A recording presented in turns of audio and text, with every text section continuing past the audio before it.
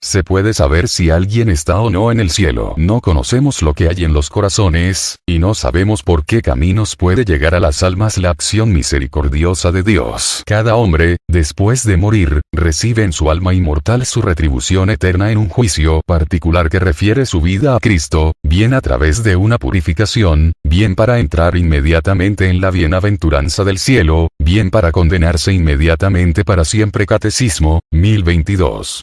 ¿Es posible saber la situación de un fallecido? Con respecto al infierno, comencemos por decir que no nos toca a nosotros ni juzgar, ni mucho menos condenar a nadie. Solo sabemos que existe el infierno, pues es dogma de fe. Como también sabemos, con absoluta certeza, que existe el cielo. Pero, ¿quién está en el infierno? No tenemos por qué indagarlo ni saberlo, es prácticamente imposible. Es imposible dar nombres porque no conocemos lo que hay en los corazones, y porque no sabemos por qué caminos puede llegar a las almas la acción misericordiosa de Dios, quien en boca de Jesús dijo que su interés es buscar a la oveja perdida.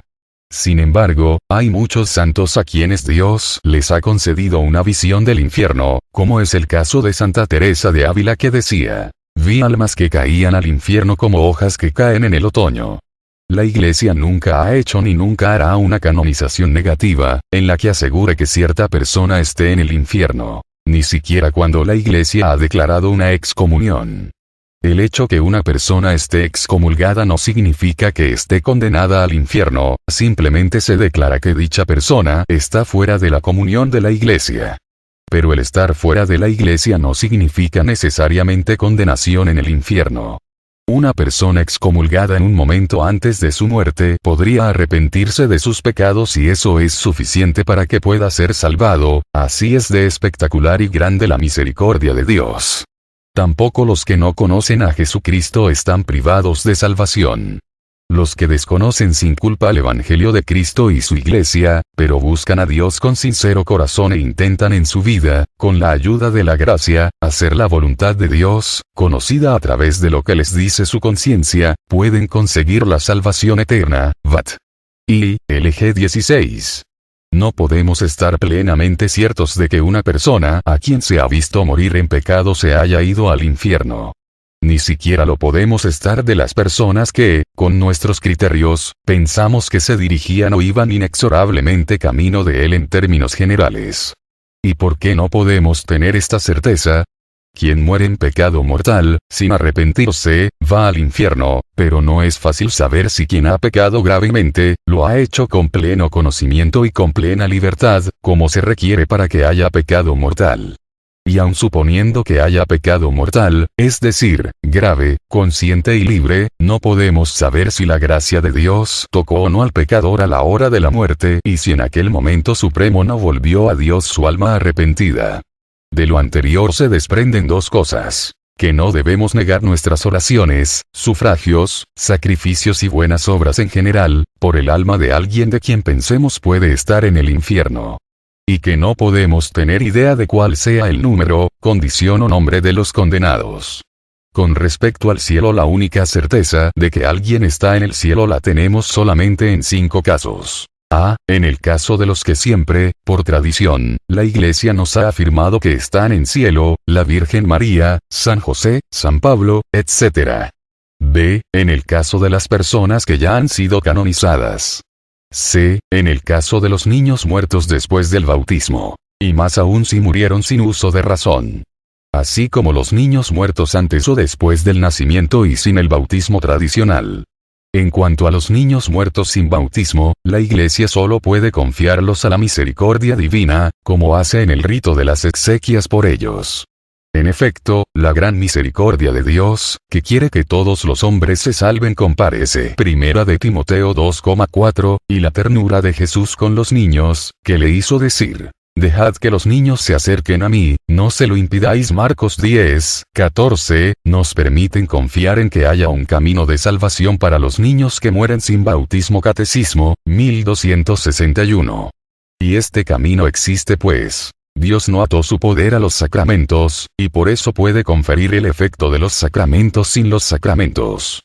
Dios puede por tanto dar la gracia del bautismo sin que el sacramento sea administrado, un hecho que debería ser especialmente recordado. Cuando la administración del bautismo fuera imposible, la esperanza de la salvación para los niños que mueren sin bautismo. 82. D. Los que al morir gozaron del privilegio sabatino.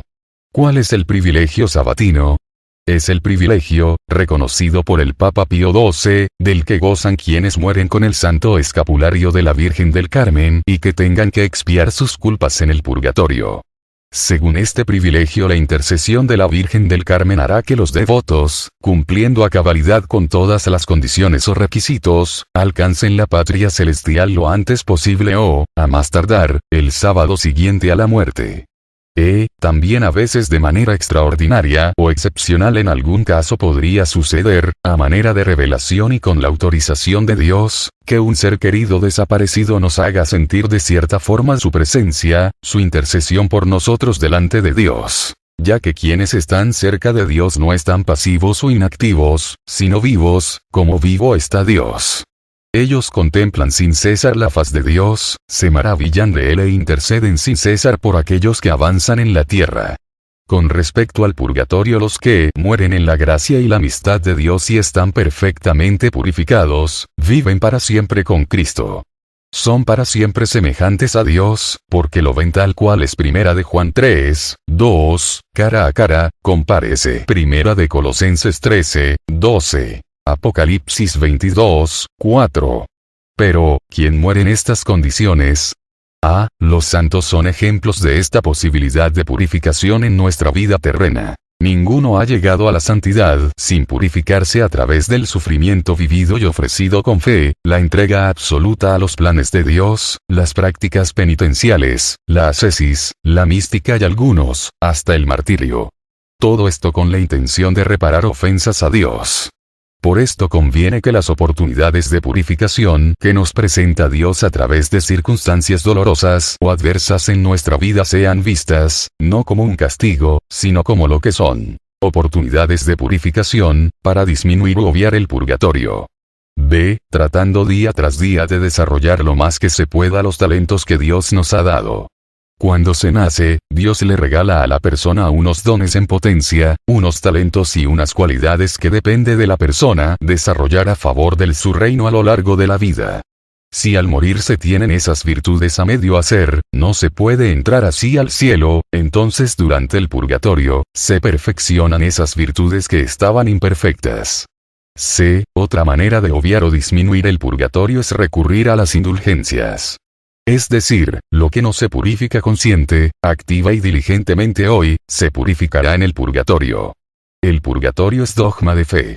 Definimos con la autoridad apostólica que, según la disposición general de Dios, las almas de todos los santos y de todos los demás fieles muertos después de recibir el bautismo de Cristo en los que no había nada que purificar cuando murieron, o en caso de que tuvieran o tengan algo que purificar, una vez que estén purificadas después de la muerte aún antes de la reasunción de sus cuerpos y del juicio final, después de la ascensión al cielo del Salvador, Jesucristo nuestro Señor, estuvieron, están y estarán en el cielo, en el reino de los cielos y paraíso celestial con Cristo, admitidos en la compañía de los ángeles. Y después de la muerte y pasión de nuestro Señor Jesucristo, vieron y ven la divina esencia con una visión intuitiva y cara a cara, sin mediación de ninguna criatura. Benedicto XII. Const. Benedictus Deus. DS 1000. Compárese. LG 49.